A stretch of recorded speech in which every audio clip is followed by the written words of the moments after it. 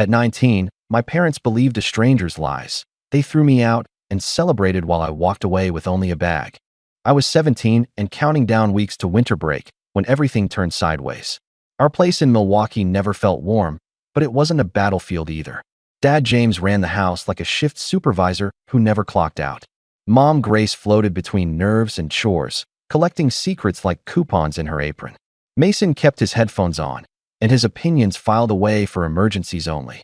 Harper was bright and loud until Jackson arrived and turned down her volume.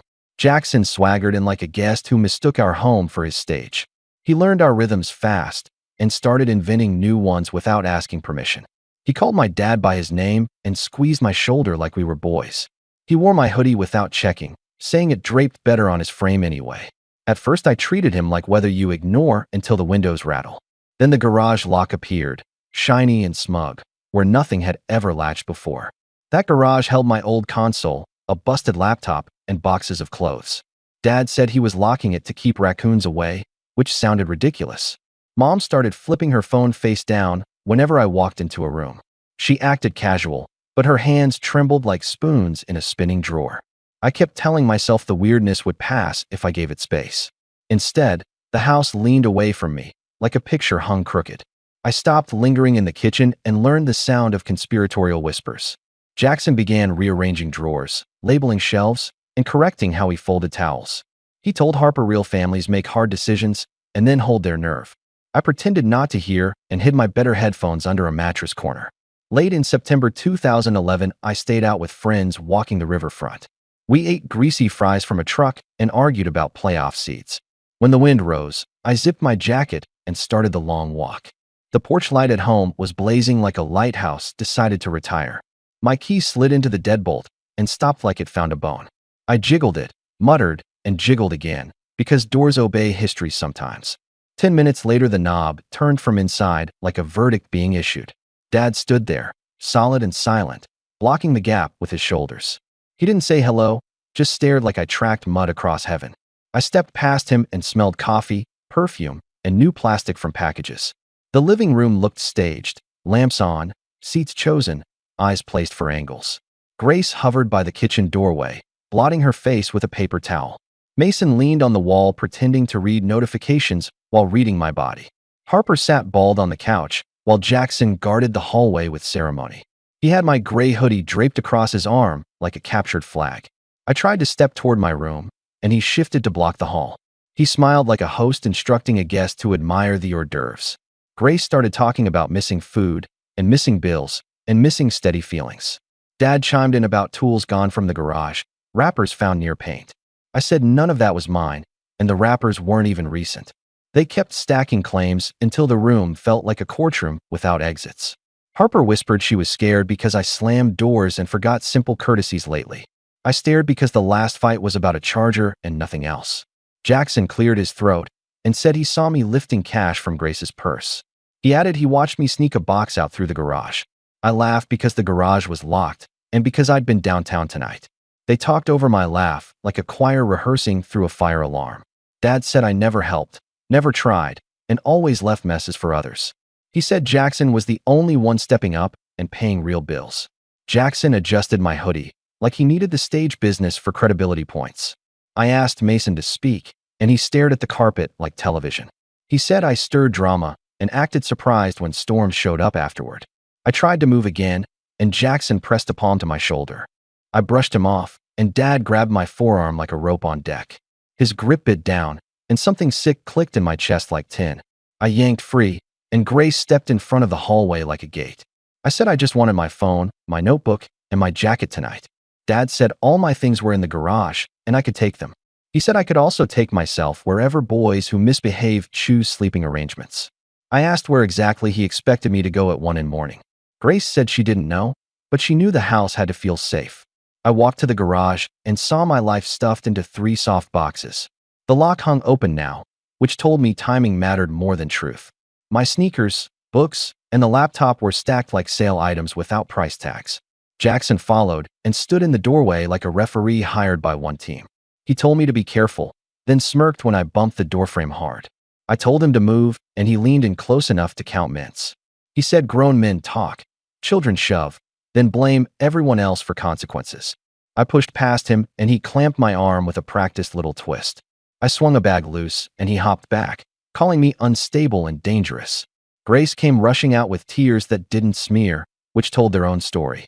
She said leave now, or they would call someone who could make me leave. Dad stood behind her with his arms folded like a crossbeam over emptiness. I walked down the driveway carrying boxes that pinched my fingers into numb silence. Mason stood by the curb pretending to scroll, but checking my face constantly. I asked him what this was, and he shrugged like a rented extra. He said I should have expected consequences given the way I've been lately. I asked for help, and he said he wouldn't pick sides in family messes. The front door closed with that heavy thud old houses make when siding shifts. Halfway down the block, my phone buzzed and flashed the family thread again. Mason had posted a picture of cake in the kitchen. Everyone gathered. Jackson sat in my chair with his arm around Harper and no apology. Dad raised a glass. Grace smiled red-eyed. The caption said we found peace. I left the thread and kept walking until the wind unlaced my collar slowly. Anger warmed me better than the jacket would have if I'd worn it.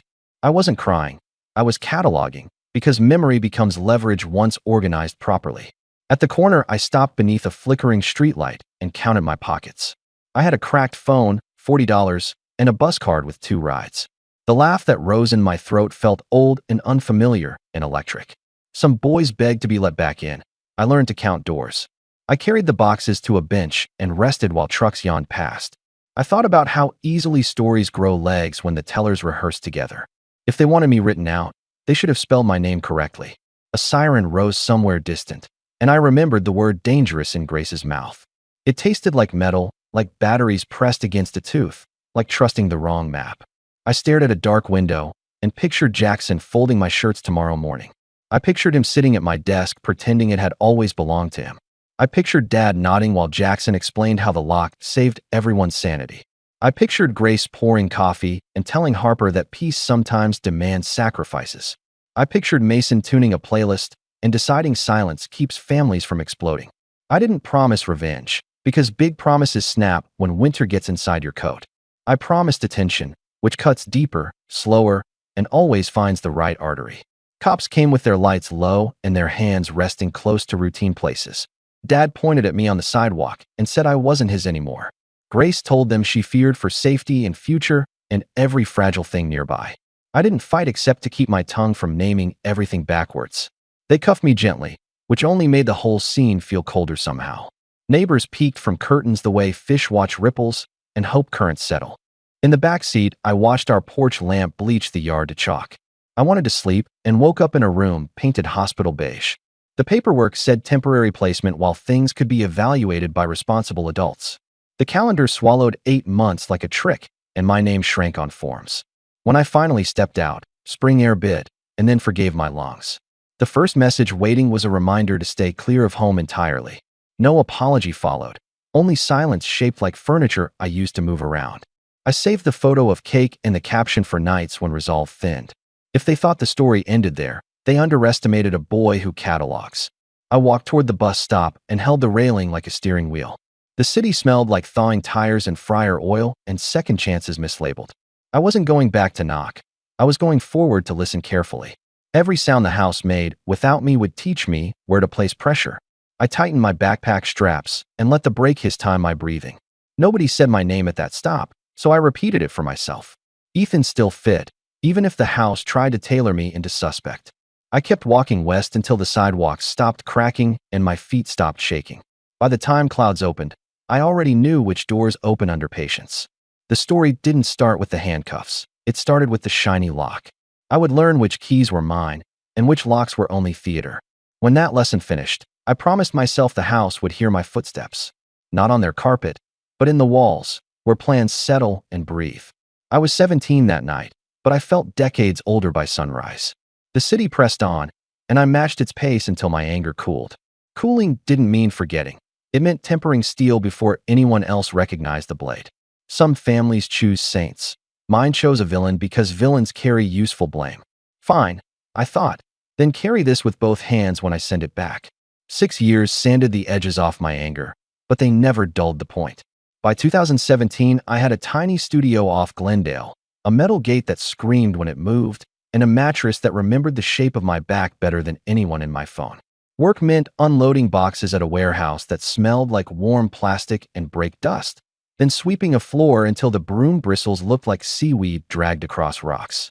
I didn't post much, and when I did, it was usually a photo of noodles or a joke that only I laughed at after midnight with headphones turned low enough to hear my neighbors argue.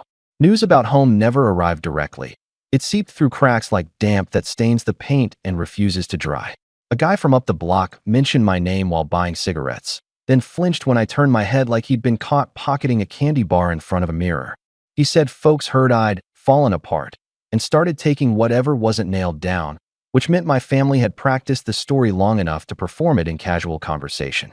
I swallowed the reply I wanted to make and wrote it down later, because ink holds grudges better than throats do when winter wind gets involved. The first sharp hit landed as a letter with my name spelled correctly and my address almost right, which means they had to ask someone who actually knew me. It was a past-due slip from a carrier that was supposed to be closed the week I left, complete with fees that breed like fruit flies in a kitchen you only pretend to clean. I called, waded through flutes of hold music, and learned the family plan limped along under my authorization because nobody bothered cutting the cord that strangled my credit slowly. The woman on the line clicked her keyboard like a tap dancer and promised closure, then gently suggested a fraud alert because someone had added a new line to the account in June.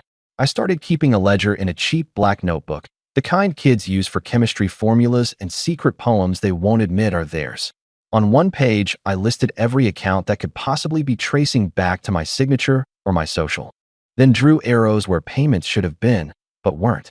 On another page, I wrote the car note details from memory, because some debts etch themselves into bone even when you think you've stopped staring at the numbers. The car lived across town now, plastered with a bumper sticker about hustle and discipline, driven by the man who once told me adults talk while children shove. Jackson and I crossed paths at a grocery store on a Tuesday evening when fluorescent lights made everyone look like they were carved from the same tired stone. He stood in line holding energy drinks and a rotisserie chicken, phone on speaker, while Harper murmured about rent over the background noise of a television and someone laughing too loud. He turned when he felt me watch him, tried to smile through his surprise, and told the air that real men handle responsibility while looking straight at my face. I could see a corner of paperwork peeking from his pocket, a printout that carried my name next to the car's last 4 digits and a balance that didn't belong to his voice. I didn't start a scene, because scenes feed men who rehearse righteousness in bathroom mirrors before they leave the house. I waited until he paid, then walked out behind him far enough to be boring to anyone who might ask later about proximity or intention. He loaded the chicken into the back seat of my former Future and drove off with a squeal that sounded like a violin played by someone who hates music. I wrote the date down next to a note that said, "When they miss again, call lender and request formal notice copy," because paper speaks when memories are coached to lie. Harper reappeared online in a burst of curated sunlight with captions about gratitude and the magic of new beginnings that happen after boundaries and prayer. In one post, Jackson used my old laptop like it had recognized him at birth, screen tilted at that angle people choose when they want the camera to flatten their lives into approval. Grace posted a countertop full of labeled containers with a caption about decluttering, and I recognized my mug shoved behind a ceramic jar like a witness relocated without paperwork. James shook hands with men at the community center and smiled like a man whose roof never leaks and whose grass never browns along the edges where sprinklers miss. The second sharp hit arrived as a rumor with a badge, because Jackson filed a complaint that I was hanging around the block and making people nervous with my questions. A patrol car coasted behind me near the bus stop one night, lights off, windows down just enough to feel like a test of how my spine handles old voices. The officer asked where I was headed and whether I had business near my old street, which told me someone had practiced saying my name again with the word trouble attached like a magnet. I answered calmly, showed him a schedule from the warehouse, and mentioned a conversation with a lender about a shared note that needed untangling for everyone's benefit. He nodded like men nod when they know paperwork can outrank a story told too many times at a table where no one ever contradicts the host. Before he left, he said a neighbor claimed I'd been seen near a side gate last week around 9, which was hilarious because 9 was the exact hour I clocked in. I showed him the punch log on my phone, watched the suspicion shrink into boredom, and waved while the cruiser rolled away like a stagehand pulling scenery across a tired set. Bias doesn't vanish just because you hold a receipt under its nose. but it does blink when the ink sits dark enough to leave smudges on fingers that turn pages. Work introduced me to a night clerk named Luis who liked crosswords and security cameras more than customer service, which made him the right kind of friend for my problem. He recognized Jackson from the kind of memory that absorbs faces because numbers bore it, then pulled a clip where Jackson stashed a metal lockbox into a trunk 3 nights before everything unraveled years ago. The timestamp sat like a stubborn stain next to a date I remember for other reasons, and I copied the file to a cheap thumb drive that warmed my palm like a pulse. I didn't rush to wave it around, because trophies weigh more when you haul them uphill toward the right room with the right listener and the right pen. A sharper moment arrived when I checked my mailbox and found a padded envelope with no return address and tape that looked like it had been recycled twice. Inside sat 2 pawn slips with Jackson's scrawl bent into a version of my name that would fool exactly no one with eyes, and a reading habit that survived high school. One slip matched the serial of Dad's missing drill, and the other matched the laptop I'd once babysat through 3 operating systems because saving purchases beats buying new when your pockets cough dust. Someone wanted me to have proof without asking for a thank you, which meant someone in that house either grew a conscience or finally got tired of hearing the same clumsy lie. Mason texted twice that month with messages that read like a man apologizing without using any words that could be printed and attached to consequences later. He asked if I had posted anything unwise, then followed with a question about whether my current address was secure, which framed him as concerned while preserving his plausible distance. I replied with a picture of a notebook page that showed my ledgers, redacted like a spy novel that knows exactly which paragraph matters to the judge. He read it, typed something, stopped typing, then sent a sticker of a shrug that landed like a door closing softly in an empty corridor. Grace finally broke the silence with a status about forgiveness that named no one, but described a son who wandered into darkness and needed prayers to find the porch again. The comments filled with people who love a tidy story about prodigals returning without discussing who sold the map to begin with. I screenshotted everything because screenshots retain their shape when memories decide to recast villains as volunteers and volunteers as thieves with complicated feelings. I wasn't hunting sympathy, but I was collecting context, because context is the bodyguard truth hires when the room keeps getting crowded with extras who demand lines. One night a rock popped my window screen and landed on the rug with a generous helping of alley dust and a rubber band knotted around a note. The paper read, "Let it go before someone gets hurt," in handwriting that tried to look adult and settled somewhere between teenage threat and church parking lot complaint. The slant was familiar, but not from the household. It belonged to a cousin who once laughed at my jokes while stealing fries off my plate like a tax. I folded the note gently, slid it beneath the thumb drive in the drawer, and added a line to the ledger that said, "Fear means heat, and heat means something finally started boiling." Bills tightened around the old address like a bad scarf after an icy sprint, because public portals reveal more than people realize when they forget to uncheck boxes. Late property tax notices sat in plain view for anyone who knew which drop-down menu to select and which parcel number corresponds to the sagging porch and the dead hydrangeas. I printed the page, not because paper is necessary, but because paper has weight that screens only imitate when you tilt them and pretend words can be stacked. A neighbor who likes gossip more than gardening mentioned an HOA letter crumpled in the recycling, complaining about cars parked wrong in grass that had developed philosophical objections to photosynthesis. I tried knocking once, not because I thought a conversation would heal anything, but because a signature sometimes requires a face to remember where shame keeps its handwriting. Jackson answered with his chin already raised, and I saw my headphones hanging around his neck like a trophy you win for pretending another person's life fits your head perfectly. He leaned into the doorframe and called me unpredictable, which always means you predicted the wrong person's next move, and now you're scrambling to rename the feeling creeping up your back. Grace told me through the crack that I could have a box of my notebooks if I promised to stop stirring stories, which is what people call truth when narratives start shedding fur. I left with a folder and a plan that sounded simple when whispered under freeway noise, but complicated quickly when written out in full daylight with prices attached. I shut down streaming services that billed to my pocket while playing in their living room, and the silence must have made that kitchen feel like a tomb with good lighting.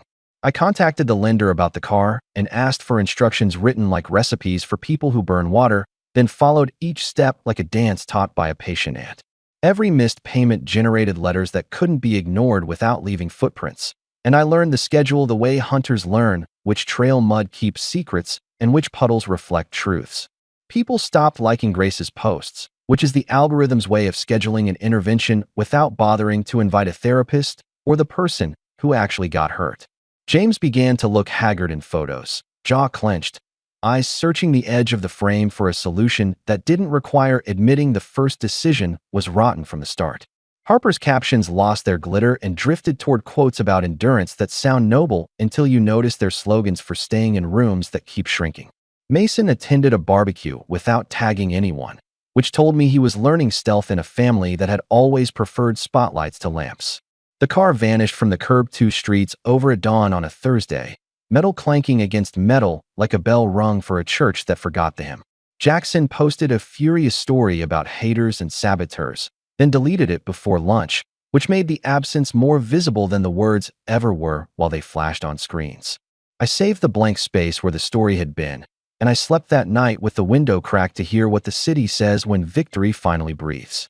This wasn't revenge, not yet. It was leverage introduced to the system that had pretended I didn't have hands. When the landlord asked why I wanted a second deadbolt, I told him neighbors kept mistaking my door for theirs, which was true if you count relatives who forget which names belong on which mailboxes. He installed it while telling me about his brother, who once let a whole family sleep on his floor and lost every spoon he owned by the following afternoon. I paid the extra fee and tipped him cash, then practiced turning both locks smoothly, because future doors deserve hands that don't hesitate when it's time to protect the room. By the end of that month, my ledger had more check marks than questions, and the weight of proof began to shift from my shoulders to the table where signatures eventually meet pens. I could feel the house across town developing a tremor that started in the garage and moved inward like a bruise darkening under old paint. You don't need microphones to hear a structure complain when support posts rot, and someone keeps insisting the sound means a neighbor's radio is too loud again. Their silence reached me like cold air through a misaligned window, and I knew they were finally listening for footsteps they pretended were never coming back up the walk. I didn't hurry them, because pressure works better when the clock teaches the lesson for you, one overdue notice at a time, until even the proud start checking the mailbox twice a day. By the time spring rolled around, I thought the chaos had finally burned itself out, but I should have known better. Trouble in my family had a way of finding me even when I didn't go looking for it. It started one Tuesday afternoon when I got a voicemail from my cousin Noah, who's not the type to leave messages unless something's seriously wrong. His voice was low, urgent, the kind of tone that makes your chest tighten before you even know what's happened. He said there was movement on the situation with Liam and Ava, and that I needed to hear it before the rest of the family started spinning their own versions. I called him back while walking home from work, the heat of the pavement still radiating through my sneakers. Noah didn't waste time. He said he'd overheard a conversation between Ava and some event planner in a coffee shop downtown. Apparently, despite everything, they were trying to salvage the wedding. Only this time, they were aiming to pull it off in the States. The new plan, according to Noah, was to slash the guest list to a fraction of the original and find a smaller but still luxury venue somewhere on the coast. I could hear the disbelief in his voice when he said Ava was still insisting on an NDA for every attendee. The absurdity hit me like a brick. After the venue collapse, unpaid vendors, and public humiliation, they were still trying to act like royalty. I asked Noah why they wouldn't just cut their losses and move on, but he said Ava kept using the phrase brand integrity like she was defending a corporate logo. It wasn't about marriage anymore. It was about the spectacle. She wanted to prove she could still pull off something grand, even if the guest list now looked like a skeleton crew. 2 days later, my phone blew up again, this time with a group chat notification from Emma. She'd gotten wind of the new plans and had somehow gotten hold of the updated invitation. It was a PDF so overdesigned it looked like an advertisement for a luxury timeshare. The exclusive package was now $48,000 per person for a weekend in Monterey, with private yacht access and curated dining experiences. Flights, of course, were not included. I nearly laughed myself into traffic. It was the same scam, just wearing a cheaper suit. The family reaction was swift. Uncle Rick sent a voice memo saying he wouldn't pay $48,000 to watch anyone say vows, not even himself. Grandma, bless her, asked if Monterey was in Italy. And then Dad chimed in, saying he'd rather spend that money getting a used pickup and a new roof. The rebellion was instant. People weren't falling for the discount version of the grift. But Ava didn't take the pushback quietly. That night, she sent a mass text to the remaining invitees, accusing the negative voices in the family of sabotaging her happiness and Liam's legacy. She claimed the wedding wasn't about money. It was about celebrating a rare love story that deserved a rare level of commitment from the people around them. I read the message twice, wondering if she'd rehearsed it in a mirror. Then the unexpected happened. Mom called me. She said Liam had been at their house earlier, pacing in the backyard while Ava sat inside scrolling on her phone. He told them he was under pressure to make this wedding work at all costs, because Ava was convinced that if they pulled it off, all the public embarrassment would vanish. Mom said she'd never seen him look so worn down, not even during his worst work stress. That hit me harder than I expected. I was still furious about the way he'd treated everyone, but I couldn't ignore the fact that he looked trapped. A few days later, the first real crack appeared in their new plan. The yacht company they were counting on for the Monterey weekend pulled out again, this time citing reputational concerns. Translation: they didn't want their brand tied to another Ava and Liam disaster. Without the yacht, half the luxury weekend lost its shine. Emma called me laughing so hard she had to catch her breath, but I couldn't shake the thought that Liam had probably just watched another piece of his fiancée's dream crumble in front of him. Things spiraled quickly from there. The boutique hotel they'd been negotiating with suddenly became unavailable, which we later learned was code for refused to hold dates without a deposit. Ava tried to spin it online, posting vague captions about choosing the right energy and trusting the universe, but the truth was obvious to anyone who knew the pattern. They were running out of places willing to do business with them. Then came the late-night call from Noah. He said a mutual friend had spotted Liam alone at a bar near the marina, nursing a drink and staring out the window like a man watching his own escape route drift further away. I asked if Ava was with him. Noah just laughed. She's at some influencer event in LA, posting selfies about resilience, he said. That was when I realized they were already living separate lives under the same roof. By the end of that week, the Monterey plan was dead. The final nail came in the form of an email from Ava herself, sent to the entire family. She said that due to unforeseen logistical conflicts, the wedding would be postponed indefinitely. She blamed unsupportive elements for making it impossible to create the magical environment she envisioned. It was the closest she'd come to admitting defeat, but she still managed to paint herself as the victim. Emma forwarded me the email with a single line: "Guess who's about to implode?" And sure enough, Ava's Instagram story that night was a carousel of wine glasses, cryptic quotes about betrayal, and a song about taking back your power. Liam, on the other hand, went silent. No posts, no calls, nothing. Until 3 weeks later, when he showed up at my apartment looking 10 pounds lighter and carrying a single duffel bag. He didn't even wait for me to invite him in before saying, "It's over." I didn't ask if he meant the wedding or the relationship, because by the way he dropped onto my couch and stared at the ceiling, I knew it was both. That was the moment it finally clicked. This wasn't just a family feud anymore. This was the collapse of something he'd been clinging to for far too long, and the relief on his face told me he'd finally stopped pretending it was worth saving. And for the first time since the whole mess started, I felt like maybe, just maybe, the real work of fixing things could begin. Liam didn't speak much that first night, and I didn't press him for details he wasn't ready to give. He sat on the edge of my couch with his hands locked together so tightly that his knuckles turned white. His shoulders curved forward like the weight of the last few months had bent him into that shape. I made coffee because it felt like the only thing I could do without making the air heavier. When I handed him the mug, he looked at it like he wasn't sure if he deserved something warm in his hands. He said Ava had left 3 days earlier, taking 2 suitcases, her ring, and the only set of car keys. There was no screaming fight, no dramatic confrontation, just a single sheet of paper on the counter with a list of mutual expenses and a line at the bottom that read, "You'll figure it out." He admitted he hadn't told anyone yet, not even his closest friends, because a part of him was still waiting for her to walk back through the door with some story about how she needed space but wanted to try again. I asked him why he came to me instead of going to his parents, and his answer came fast, like he'd already thought about it 100 times. He said they wouldn't understand, that they'd only remind him how much they'd sacrificed to support Ava's plans, and how much it had cost them socially to stand by him when everyone else called it a scam. He said he knew they'd turn the whole conversation into another lecture about loyalty, and he just couldn't stomach it. Over the next few days, I started to see just how deep the damage went. Liam barely touched his phone, except to scroll through old messages from Ava that he never replied to. His bank account was in the low triple digits, and his credit cards were maxed out from covering deposits Ava had sworn she'd reimburse. Worse, the car she'd taken was still in his name, and she'd already missed one insurance payment. It was like watching someone slowly wake up in a burning room, realizing piece by piece that every escape route had already been blocked. On the fourth morning, I found him sitting at my kitchen table with a folder I recognized immediately, the same one that held the paperwork for the old car loan I'd been fighting over for years. Except this time, it wasn't just my name tied to the debt. There were new pages showing co-signed accounts, late fees, and a trail of charges to luxury rental services I'd never even heard of.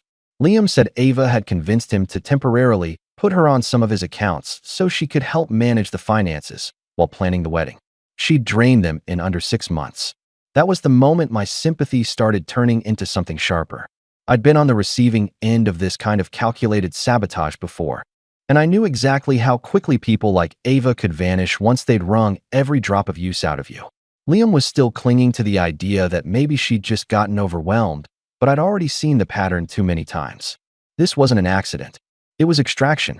I told him if he stayed here, we were going to fix this the way it should have been handled from the start, methodically, without emotion clouding every decision.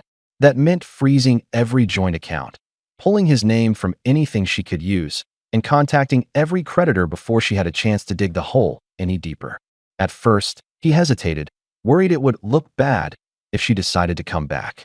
I reminded him that the only thing that would look worse was a bankruptcy notice with his name in bold at the top. The call started that afternoon. Liam sat across from me, speakerphone on, while I walked him through exactly what to say to each bank, insurance company, and service provider. Some of them were cooperative, some tried to give him the runaround. But the important thing was that the tide was starting to turn. Every confirmation number we wrote down felt like another door slamming shut behind Ava. But the real turning point came a week later, when one of Liam's friends sent him a screenshot from Ava's public account. She was in Miami, draped over the hood of a rented sports car, holding a champagne bottle with a caption about celebrating freedom. The hashtags were about success, independence, and living your best life. I watched Liam's face change as he stared at the picture. First confusion, then realization, and finally, a kind of quiet rage I hadn't seen in him before. He didn't throw anything or start shouting. Instead, he stood up, walked to the kitchen, and asked if I still had the ledger I'd been keeping for my own situation. When I handed it to him, he flipped to a blank page and started writing, slowly, carefully, each item Ava had taken or tied him to. It was the first time in months I'd seen him take control of something instead of just reacting to it. Within days, he was making moves I didn't even have to suggest, closing her access to his accounts, reporting the car as in default, and cutting off every luxury service she'd been charging to his name. The fallout was almost immediate. She called him screaming when her hotel reservation in Miami got canceled, then left a string of texts accusing him of publicly humiliating her. He didn't reply to a single one. By the end of the month, Liam had untangled most of his finances, though the damage to his credit would take years to repair. More importantly, he'd stopped looking over his shoulder every time his phone buzzed. There was still a heaviness in him, but it was no longer the kind that pinned him in place. And then, just when it seemed like we were both finally breathing again, the universe decided to throw one more twist into the mess.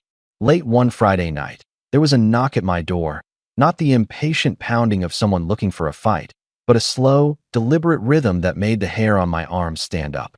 I opened it to find Ava herself, standing in the hallway with a suitcase at her feet and a look that wasn't desperation so much as calculation. She said she just wanted to talk, but I could already see in her eyes that she hadn't come to apologize. She'd come because she'd run out of options, and because, in her mind, there was still something left to take. And in that moment, I knew this wasn't over. Not by a long shot.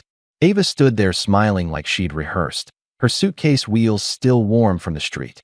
Liam froze behind me, but I didn't move, keeping my hand on the frame like a guard on a drawbridge. She spoke about misunderstandings and fresh starts, her voice sweet enough to rot teeth, but her eyes kept drifting to the apartment behind me like she was counting what might be worth keeping. I told her the conversation was already over, and she laughed like she thought I was bluffing. When Liam finally stepped forward, his voice didn't shake. He told her the locks had changed, the accounts were closed, and the only thing she'd be leaving with tonight was her suitcase. She stared for a moment too long, then pulled her phone like she'd call someone, but walked away instead, heels striking the hall like a clock ticking down. I knew she'd try again, but now we'd be ready.